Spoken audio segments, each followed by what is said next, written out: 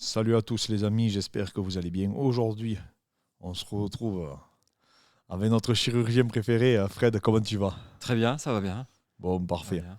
Donc, tout d'abord les amis, pensez à vous abonner, pensez à nous mettre en commentaire. S'il y a des sujets en particulier que vous voulez qu'on aborde, on le fera avec grand plaisir. Pour ne jamais louper nos featuring avec Fred, n'hésitez pas du coup à suivre la chaîne. Donc Fred, on va parler de la blessure, on va parler un peu de beaucoup de traumatologie Ouais, ensemble, ce qui se retrouve dans les arts martiaux en général, bien dans sûr. les sports de combat. Et on va parler de la blessure de Jones, mais qui est d'actualité, hein, parce qu'il devait combattre normalement à Ouais. l'UFC 295. Et malheureusement, sur un mouvement de lutte, eh bien, il s'est fait le grand pectoral, comme on Ouais. dit dans le jargon. Est-ce que tu peux nous expliquer, grosso modo, ce que c'est comme pathologie? Alors c'est une pathologie déjà très rare, quasiment exclusivement masculine, qui touche rarement avant 30 ans. C'est plutôt 35-40. Elle est favorisée par le surentraînement, des gens qui vont beaucoup travailler, notamment les sportifs de haut niveau. On en voit beaucoup chez les culturistes, parfois favorisée par la prise de sauce magique, un peu de stéroïdes, qui va forcément faire gonfler le muscle, augmenter de ce fait la puissance, mais le tendon, lui, ne peut pas s'adapter. Donc sur peut-être un mouvement violent, le tendon grand pectoral peut se rompre. C'est essentiellement une rupture que l'on voit sur le développé couché. Il y Oui, a plein c'est de vrai qu'en vidéos qui général, traitent effectivement, on voit ça beaucoup. sur Internet. On voit plein de vidéos. Et donc le muscle se rétracte aussitôt. C'est une pathologie grave, évidemment, chez le sportif de haut niveau, parce que le grand pectoral est un muscle très important. Et a fortiori dans les sports de combat, où il va permettre de repousser l'adversaire. Si on n'a pas de grand pectoral, on va manquer de patates pour repousser. Il y a aussi la conséquence esthétique, parce que ça va faire un pec tout rétracté en dedans, c'est pas terrible. Mais surtout fonctionnellement, c'est grave. Donc ça, il faut l'opérer, hein. J'espère qu'il a été opéré, il doit Ouais, forcément ouais, ils bien disent suivi. qu'ils annoncent minimum 8 mois d'arrêt, enfin 8 Oui, mois avant de reprendre. oui, ça me semble honnête. Bah, il y a la phase de cicatrisation. On va éviter tous les mouvements d'ouverture, sinon ça peut s'arracher. Il faut euh, suturer le tendon sur l'os, hein. Un tendon, ça s'attache sur l'os. Donc le grand pectoral, il s'attache sur l'humérus. Euh, il casse souvent très très proche de l'os parfois. Donc il faut réinsérer le tendon. On va mettre des angles comme des chevilles, comme une cheville mollie dans un mur, avec des gros câbles et on va rattacher ce tendon. Donc il va y avoir une phase de cicatrisation, un mois et demi. Pendant ce temps-là, on fait quasiment rien, il faut que le tendon cicatrise. Ensuite, récupération de la fonction de l'épaule, donc les mobilités. Pendant ce temps-là, il va perdre beaucoup de masse musculaire, hein. Il va perdre peut-être Ouais, surtout qu'il a changé de catégorie maintenant, il est voilà, maintenant, donc il va quoi. peut-être perdre, je sais pas, 60-80% de sa force sur ce bras-là, c'est Ouais, bien possible, sûr. hein. Et puis après, il y a la phase de réathlétisation et de remusculation, et c'est ça qui va prendre peut-être le plus de temps, plusieurs mois, pour retrouver aussi les sensations, pas avoir la crainte de repousser. Parfois, quand on se blesse, on a On a peur toujours. on a peur d'y retourner. Donc, effectivement, 8 mois, ça me semble un délai Ah, moi, je dirais même logique, un an, hein. tout Connaissant le possible, hein. personnage, en plus, tu sais qu'il n'a pas une hygiène de vie irréprochable. Oui, j'ai appris ça. Ouais. C'est donc, je pense que lui il va en avoir au moins pour un an, histoire de récupérer au moins toutes ses capacités, quoi. Bien Comme tu sûr, dis, ouais, tu ouais, peux revenir, mais après, non seulement tu as une barrière psychologique, tout à mais en fait. plus qui est physiologique. Est-ce que ça s'opère bien, ça? C'est quelque Ah oui, chose. ça se perd bien, mais il faut le faire tôt. Si on commence à dépasser 15 jours, 3 semaines, le muscle est rétracté. Donc on va être obligé de libérer le tendon pour le remettre sur le mérus et parfois avec des sutures sous tension. Et si on fait une suture sous tension, que ce soit ce muscle ou d'autres tendons, forcément la rééducation post-op va être beaucoup plus dure parce qu'on aura un tendon un peu court. Donc il vaut mieux D'accord. l'opérer très tôt, hein, jusqu'à 10 jours c'est bon, 10-15 jours il n'y a pas de différence. Ah, d'accord, ok. Ouais, Ouais. t'es pas obligé de le faire dans l'instant T, quoi. Non, c'est même une semaine c'est même mieux, l'hématome s'est un peu évacué, l'œdème un peu diminué si on l'a bien glacé, donc c'est pas plus mal. Et puis on prévoit la chirurgie, ça devient de la chirurgie froide, hein, c'est de la semi-urgence. Et on fait ça en ouvrant à ce niveau-là, hein, Ah ouais, elles comme sont quand on ouvre une énormes, épaule, comme une butée d'épaule, hein, quand on fait les butées d'épaule pour stabiliser une épaule. On ouvre dans ce qu'on appelle le sillon delto-pectoral, entre le deltoïde et le grand pectoral. Et ben là, on va tomber directement sur le grand pectoral qui est un peu en dessous. Oui, oui, parce que tu vois, ils ont des cicatrices déjà qui sont énormes en général. Moi, j'avais un Ouais, élève qui s'est arrivé sur le développé couché, ouais. pour le coup, Julien. Et c'est vrai que ça fait des sacrées cicatrices, Ouais, c'est quoi. des grosses cicatrices. C'est des Il grosses faut bien voir, cicatrices. il y a des nerfs qui sont pas très loin, il faut faire très attention, hein. Et surtout, ouais, tu as raison, souvent on voit des hématomes énormes. Tu sais, ils en jouent un peu, souvent, les Ouais. strongmen qui se sont fait Ah cette ouais, parce pathologie, que t'as vu? ça saigne, hein, quand un tendon s'arrache. Alors des fois, en plus, c'est à la jonction. J'ai parlé tout à l'heure de l'insertion sur l'os. Parfois, ça se fait à la jonction entre le tendon et le muscle, hein. Le tendon, il rentre dans le muscle. Des fois, ça se fait à cette zone-là, donc ça arrache aussi des fibres musculaires et ça saigne plus forcément. Mais l'hématome, chirurgicalement, ça ne nous gêne pas. On ouvre, on l'évacue, et puis c'est tout. Et tu me disais que c'était quand même rarissime comme. Ah oui, c'est très très rare. J'en ai vu que quelques-unes, c'est assez rare. Après, il y a peut-être des diagnostics négligés, mais pas chez les sportifs de haut niveau. D'accord. Voilà. Oui, c'est pas quelque chose comme les entorses, tu nous disais, t'en as tout le temps. Ah ouais, les entorses mal soignées, ça c'est une catastrophe. Ça, c'est une catastrophe. Ouais, une catastrophe. C'est notre quotidien, souvent secondaire. Sur les Ouais, doigts. alors du coup, bon là, c'est quelque chose qui est arrivé récemment, donc ça a été un peu, comment dire, médiatisé, tu vois, cette blessure. C'est arrivé aussi au Strongman, là, je sais plus, la montagne, tu sais, il a eu à peu près la même problématique. Ah oui, Pas oui, du je tout. savais pas, d'accord. Mais pas du tout sur un mouvement de lutte, hein. Rien à voir, je crois que c'est sur un bench, il me semble, de mémoire. Mais pour le coup, j'espère que Jones, parce qu'en plus, lui, alors ça nous fait. Je sais qu'il avait des problèmes aux extrémités, donc aux doigts, et ça va nous permettre un peu de parler du sujet du jour, Ouais. de les extrémités. Est-ce que tu peux nous parler des pathologies qu'on va retrouver le plus en grappling ou dans les arts martiaux, comme au judo, enfin peu importe? Alors, j'en vois là spontanément deux. La première, c'est une lésion tendineuse de ce qu'on appelle le fléchisseur commun profond, celui qui va le plus loin au niveau du doigt et qui va permettre la flexion globale du doigt. Et on a la pathologie, notamment en grappling, chez le judoka, du jersey finger, jersey comme le tissu, c'est-à-dire qu'on agrippe l'adversaire qui part ou qui chute, et le doigt est violemment étiré en arrière, et on va avoir une rupture du tendon. Ça peut passer pour quelque chose de pas très grave. On voit aussi pas mal chez les rugbyman qui s'écoutent pas trop. Ils disent il y a une entorse, ils mettent un bandage, mais ils se rendent compte dans les jours qui suivent que le bout du doigt bouge plus et qu'ils ont perdu beaucoup de force. Et en fait, le tendon casse à la base de la troisième phalange. Je rappelle, la troisième phalange, c'est celle de l'ongle. Ça se compte dans ce sens-là. 1, 2, 3. Le tendon va se rétracter jusque dans la paume. D'accord. Donc là aussi, s'il se rétracte et qu'on le laisse passer 15 jours, 3 semaines, ça va être beaucoup plus difficile d'aller le réinsérer au bout du doigt. Donc c'est ça qu'il faut faire sur ces lésions de jersey finger. On va ouvrir tout le doigt, repasser le tendon dans ce qu'on appelle le canal digital, qui est quelque chose de très serré autour du tendon, et le rattacher au bout du doigt. Ensuite, on va protéger avec une attelle pendant 6 semaines. C'est un enfer, les extrémités. La reprise du sport, c'est au moins 3-4 mois de kiné, c'est très très long. Mais ça semble pas grave, ça fait pas mal. C'est quasiment toujours l'annulaire. J'ai opéré une fois un auriculaire, mais c'est vraiment rare.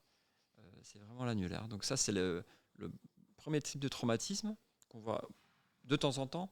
Celui qu'on voit beaucoup plus, notamment dans les sports de combat, c'est avec les lésions ligamentaires. Donc cette fois les ligaments au niveau de l'interphalangienne proximale. Celle-ci est favorisée en MMA par la protection des métacarpophalangiennes dans les mitaines. Les métacarpophalangiennes, elles sont protégées par le bandage et par le gant. Donc globalement, à ce niveau-là, on n'aura pas de traumatisme. Donc l'énergie sur un choc va plutôt du coup, aller sur l'interphalangienne proximale. Ça peut aller jusqu'à la luxation. Quand on arrache tous les ligaments, le doigt se déboîte. On peut faire des luxations ouvertes, c'est un peu impressionnant parce qu'on voit la phalange qui sort.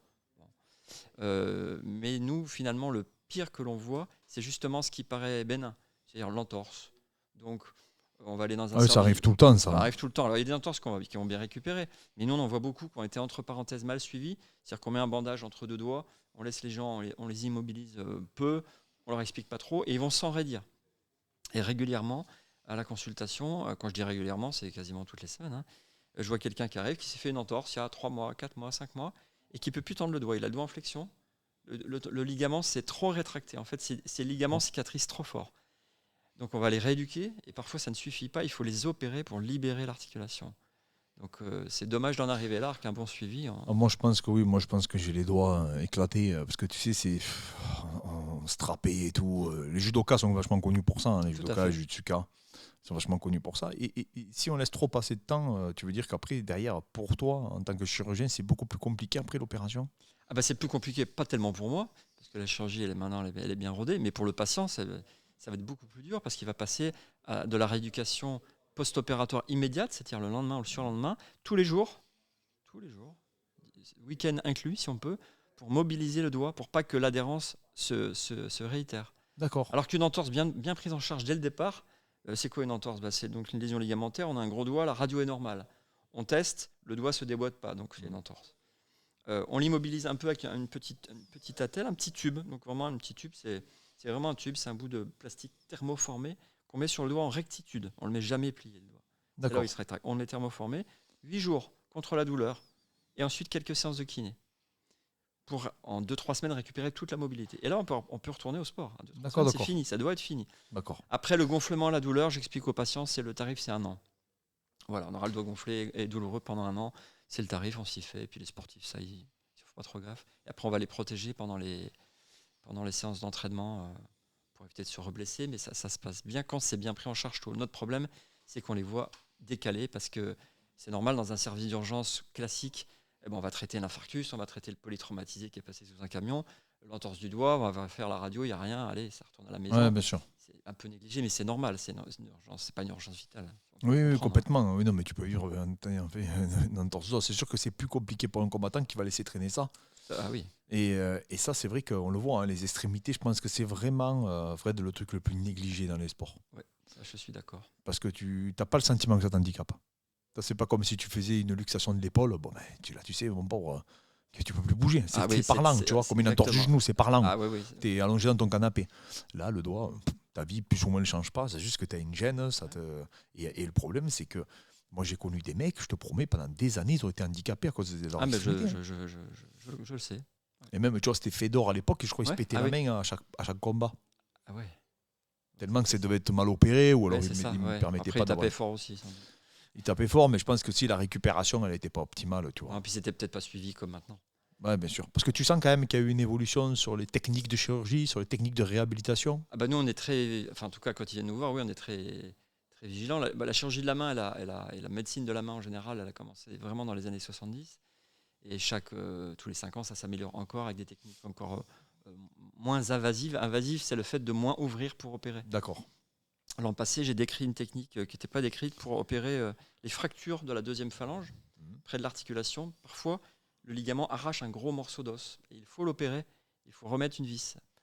Avant, on démontait le doigt en deux, on luxait les tendons fléchisseurs. Il fallait passer devant pour aller chercher ce fragment et mettre une vis. Ça se passait bien, mais c'était assez violent. En t'attaquant au ligament, tu touchais les tendons, c'est ce que tu veux dire. C'est ça, c'est pas on abîmait les tendons, mais c'était un peu violent, on va dire, chirurgicalement. Okay. Et l'an passé, avec un matériel adapté qui a été inventé par un laboratoire, j'ai décrit une technique où j'ouvre que de quelques millimètres, je glisse une broche qui traverse le tendon, c'est ça qui est un peu violent, mais ça se passe bien en pratique. Et ensuite, on va glisser une vis là où il y avait la broche. Et donc, on n'a rien démonté, c'est ce qu'on appelle percutané, à travers la peau. On n'a rien démonté, on rééduque le lendemain. Non, mais c'est. Voilà. Ça, c'est une technique que j'ai décrite, mais il y en a plein d'autres. Moi, ça me paraît incroyable ce que vous arrivez à faire quand même. Ça, je me dis, c'est pas possible. Franchement, c'est une dinguerie. Je te promets, quand je parle avec des chirurgiens, parce que la chance d'en connaître quelques-uns, je suis bluffé quand même. Et vraiment, par rapport à toi, quand tu as fait tes études de médecine, ça n'a plus rien à voir. Ça. Non, ça n'a plus rien à voir. Même quand j'ai commencé mon internat, par exemple, les fractures du poignet, les fractures du scaphoïde. Moi, quand j'ai commencé, mon premier internat, c'était en 94. Ça date un peu, ça va bientôt faire 30 ans. On les plâtrait de là. On est déjà des plâtres, pas des résines. De là jusqu'à là, pendant 3-4 mois, ils avaient mal à l'épaule, ça c'était n'importe quoi. Et tu en avais un tiers qui ne se soudait pas. Donc après, tu faisais la radio au bout de 3 mois, le scaphoïde n'était pas soudé, il fallait prendre un bout d'os sur le bassin, le remettre dans le scaphoïde, mettre une vis. Maintenant, j'en ai vu un hier que j'opère vendredi, que j'ai vu en plus. On travaille beaucoup. Les gens qui viennent, on les voit en fait. Il a fait quoi lui? Il a tapé un mur? Lui, il est tombé bêtement. Ah d'accord, ok. Parce que tu m'as dit c'est ceux qui tapent les murs, c'est les records, non? Alors lui, le scaphoïde, c'est rarement en tapant. Ah d'accord. C'est plutôt sur des chutes toutes bêtes. Une fois, j'en ai vu une de scaphoïde sur des menottes. Menotté un peu fort, ils ont cassé le scaphoïde. Bon, c'est une histoire de chasse, comme on dit. Donc lui, il est tombé, il s'est fait le scaphoïde, il s'est fait ça ce week-end, il est venu nous voir. Je l'ai vu en plus hier, et je vais l'opérer vendredi. J'ai glissé de la même façon que pour la fracture du doigt une petite broche à travers la peau, à l'endroit où je vais mettre ma vis. On fait ça sous radioscopie, au bloc opératoire, donc j'ouvre de 3 mm, je glisse la broche où je veux que soit la vis, et ensuite je glisse la vis au-dessus, et on passe de 65% de consolidation, avec l'ancienne technique, on plâtrait 3 mois, à 99%. C'est jamais 100%. Oui, bien sûr. Mais moi, sur mon expérience, j'ai 2 cas qui ne se sont pas soudés. Et j'en ai fait pas moins de 100, c'est sûr. Non, mais c'est moi, comme les autres. Et ensuite, il n'y a plus de plâtre. En plus, on leur met une petite attelle. Moi, j'ai des souvenirs de gens qui avaient un travail physique, qui ne voulaient pas s'arrêter. Ils ont repris le lendemain, avec la vis en titane qui tient. Non, mais moi, mais comment tu peux lui expliquer ça? C'est quoi? C'est des méthodes qui ont été testées par d'autres confrères? Oui, c'est ça, c'est l'innovation. Alors, il y a l'innovation intellectuelle de chirurgiens qui se sont intéressés à ça. La chirurgie de la main, dans les années 50-60, c'était la chirurgie qu'on faisait à la fin du programme opératoire. c'était inintéressant, c'était de la chirurgie de garage, quoi. C'était vraiment. Ouais, bien Les sûr. années 70, ça s'est développé. Puis ensuite, il y a la technologie qui est apparue, les métaux, le titane, des matériaux miniaturisés. Maintenant, on a des vis. La vis que je mets dans le doigt, c'est des vis de 1,7 mm. Dedans, on met une broche de 0,6 mm. La broche, elle est plus souple qu'un trombone. Enfin, c'est tout petit. Tout est miniaturisé. Et puis, on a amélioré les techniques aussi grâce à la microchirurgie. Ouais. Ça, c'est plus pour les plaies. D'accord. Ça s'est amélioré aussi. Et puis, la technologie. Et puis, l'imagerie aussi. Il y a eu l'IRM, le scanner. Maintenant, on fait de la... On tourne autour de la fracture, tu vois, une fracture de l'épaule, on va tourner tout autour. Ouais, c'est dynamique, tu veux dire. C'est dynamique, oui, ça n'a plus rien à voir. Puis il y a l'arthroscopie de l'épaule, du poignet. Ça n'a plus rien à voir. Oui, ça n'a plus rien à voir avec ce que toi, on t'a enseigné. Et comment ça se passe? Parce que je trouve ça, c'est passionnant, ça, comme sujet. Comment ça se passe? Tu dois faire des formations complémentaires? Tu fais des conventions? Tu fais des conférences? Oui, c'est ça. Tu peux te former, tu fais des diplômes universitaires déjà pendant tes études. Alors, c'est entrée libre, hein, tu peux ne pas les faire. Mais enfin, quand tu veux devenir, par exemple, chirurgien de la main, c'est quand même bien d'avoir le diplôme de microchirurgie, le diplôme interuniversitaire de chirurgie de la main. Que tu fais après avoir fini tes études? C'est en plus, c'est parallèlement. D'accord, ok. Bon, on n'est plus à ça près. Hein, quand oui, bien sûr. La médecine, tu bosses 100 heures par semaine. Oui. C'est en plus, quoi. Ouais, d'accord. Donc, tu es jeune. Non, mais moi, je veux dire, quand tu es en activité, tu fais comment après pour te après, tenir? dans les congrès, tu as aussi des congrès. Tu peux aussi aller dans les laboratoires d'anatomie. Ouais. Et puis après, quand tu lis une technique avec l'expérience, tu te l'appropries. Tu te l'appropries, tu l'as fait une fois. Enfin, tu la sais tout de suite, en fait. D'accord, ok. Tu respectes le protocole, ça se passe bien. Y a pas de... Mais la technique, tu la lis où? Sur des... sur des articles, on a des revues. Oui, les revues scientifiques. Voilà, t'as un Américain qui décrit ça, tu dis ah ouais, c'est une bonne idée. D'accord, ok. Ou alors tu dis bah non, moi j'ai ma technique qui marche très très bien, j'ai jamais de complications, donc je fais ma technique. Il y a pas mal d'empirisme aussi en chirurgie, c'est-à-dire je fais quelque chose qui marche bien, je change pas. D'accord, ok. Sortir de sa zone de confort, c'est chaque année qui passe un peu plus compliqué. Ah ben, tu m'étonnes, mais même plus, attends, là c'est pas... tu vois, c'est pas moi qui fais une diète à quelqu'un, quoi. Là, tu opères quelqu'un, mec, tu vois. Il faut bien que ça se passe. Hein. Donc là... Le patient que j'ai opéré l'an passé avec la technique, j'ai eu cette idée-là en voyant la fracture, en voyant le matériel, je dis je vais faire ça. Je sais pas que ça n'avait pas été fait. Tu vois, au début, tu dis c'est peut-être quelqu'un d'autre l'a fait. Après, tu fais ce qu'on appelle la bibliographie, tu lis toutes les. Puis tu dis personne l'a fait. Oui, bien sûr, tu fais une revue biographique. Une revue, puis tu dis donc on va là. Et comment ça se passe? Après, tu déposes quelque chose? Tu témoignes? Je l'ai communiqué au congrès de la chirurgie de la main à Paris, qui a lieu tous les mois de décembre. Puis voilà, dans une salle où il y avait 200-250 chirurgiens qui t'écoutent. Et puis peut-être certains vont le faire, d'autres vont dire non, je le sens pas. Continue à démonter le doigt. C'est beau quand même ça, c'est génial parce que tu transmets aussi ton savoir et quelque chose que tu as... C'est ça qui est bien dans les congrès. Ouais, que tu as pu expérimenter. Mais moi, je revois beaucoup de congrès médicaux, comme tu sais, j'apprends énormément. J'apprends plus avec les conférences médicales qu'avec le reste aujourd'hui. Parce qu'à chaque fois, tu as l'innovation. Tu as souvent ce mélange entre la vision scientifique et la vision empirique, tu vois, que les mecs rencontrent dans les blocs opératoires. C'est ça. Alors moi, ce qui m'intéresse beaucoup dans les congrès ou quand je parle avec des confrères, c'est ce qui ne marche pas. Parce que globalement, quand tu es dans un congrès, tout le monde est bien habillé, tout le monde est le meilleur du monde. Donc finalement, on est tous les meilleurs du monde. Ça a pas trop pour moi, ça n'a pas trop d'intérêt. Par contre, un collègue qui va me dire, tu vois, j'ai fait ça, j'aurais peut-être dû faire ça, ou si tu le fais attention, parce que ça m'intéresse plus. Parce qu'il échecs, en fait. Il t'évite des pièges, le mec que tu aurais pu rencontrer. Exactement. Donc moi, quand je forme des chirurgiens, on reçoit beaucoup de chirurgiens de l'étranger, notamment. Là, on a une chirurgienne qui vient du Togo. D'accord. Elle va créer un centre de chirurgie de la main, donc elle est là pendant 1 an. Une femme très intéressée, très sérieuse. Et là-bas, par exemple, ils n'ont pas de matériel du tout. Donc on essaye d'adapter. Des fois, on voit des fractures. Je dis, tu pourrais faire ça. Je m'adapte à son pays. Par exemple, nous, quand on opère, qu'on met une broche, on fait une radio pendant l'opération. Eux, ils n'ont pas ça. Ils opèrent, des fois un peu à l'aveugle. Wow. Après, ils réveillent le malade et ils font la radio après. Mais ils ont inventé des techniques pour se passer de cette... ils sont astucieux, quoi. Ils sont très astucieux, c'est incroyable. Ah oui, mais parce qu'ils sont sur le terrain, quoi. Ils sont obligés de s'adapter. Ils s'adaptent et puis ils font de la chirurgie. Des fois, des gens, là-bas, tout est payant, donc des fois, ils ont des fractures.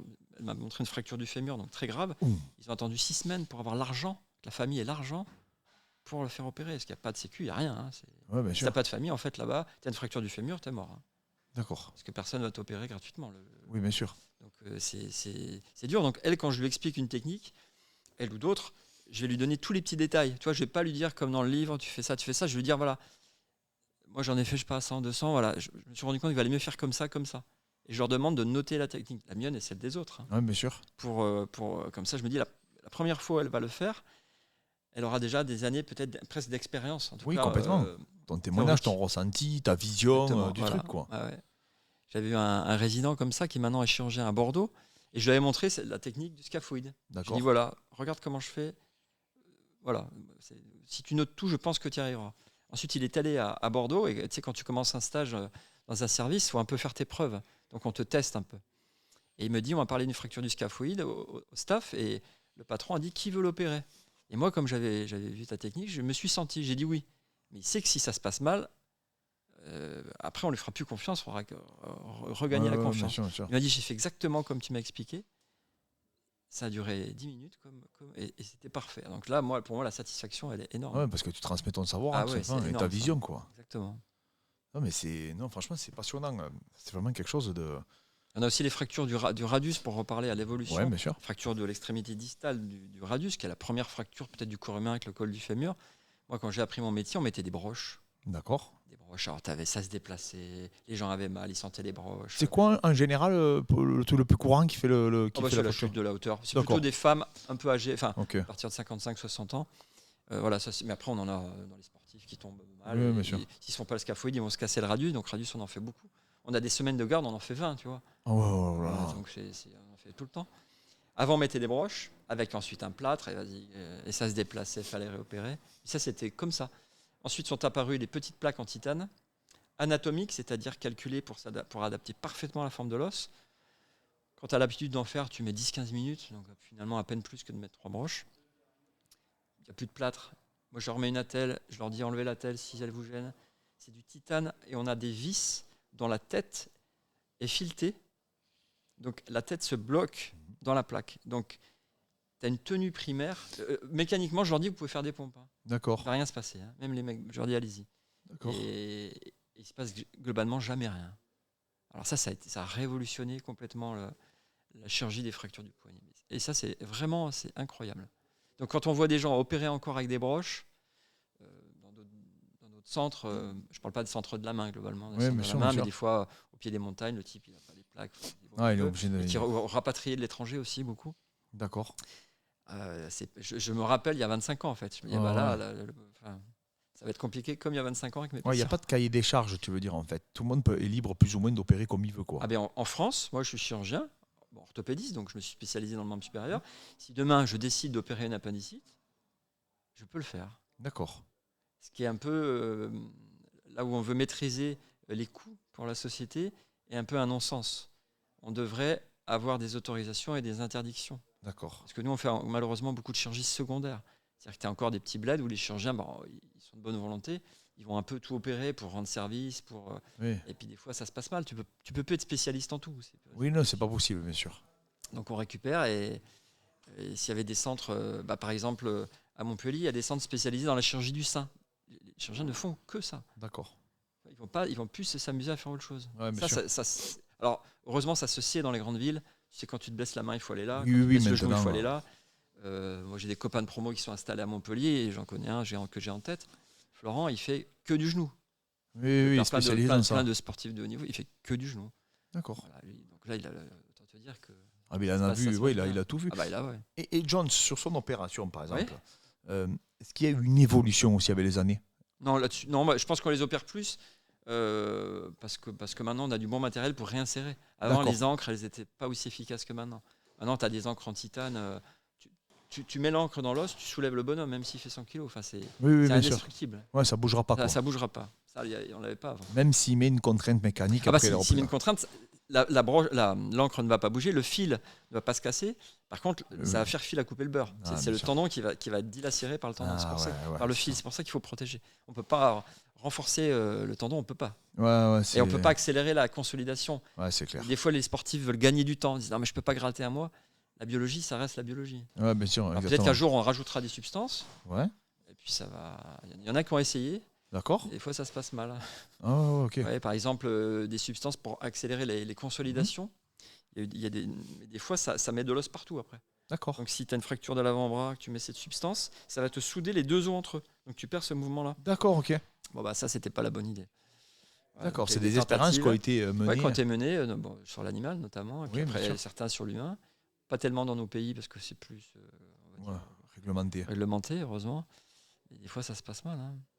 Pareil, quand on libère des tendons, à une époque, on pouvait rajouter un petit produit lubrifiant pour que le tendon glisse bien. Oui, oui, Le problème, c'est que ce produit empêchait la cicatrisation de la peau.